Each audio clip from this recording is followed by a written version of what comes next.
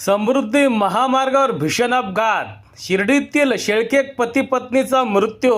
याबाबत सविस्तर वृत्त असे की हिंदू हृदय सम्राट बाळासाहेब ठाकरे महाराष्ट्र समृद्धी महामार्गावर धोत्रे परिसरात शेळके कुटुंबाचा आज दिनांक 17 एप्रिल 2026 रोजी संभाजीनगरकडून शिर्डीकडे येत असताना भीषण अपघात घडला।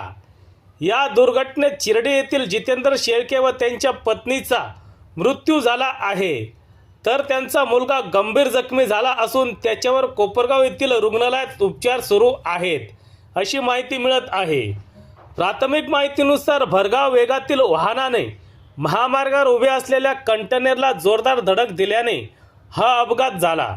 धडक इतकी भीषण होती की वाहनाचा अक्षरशः चुरडा झाला आणि घटनास्थळीच मृत्यू झाला। दरम्यान मृत जितेंद्र शेळके हे भोंदू खरात यांचे निकटवर्ती असल्याची माहिती सूत्रांकडून मिळत आहे। घटनेची माहिती मिळताच महामार्ग पोलीस व आपत्कालीन पथकाने तत्काळ घटनास्थळी धाव घेत मदत कार्य केले। या घटनेमुळे शिर्डी परिसरावर शोककळा पसरली असून शेळके कुटुंबावर दुःखाचा डोंगर कोसळला आहे। सत्य एक्सप्रेससाठी रवींद्र जगताप, कोपरगाव।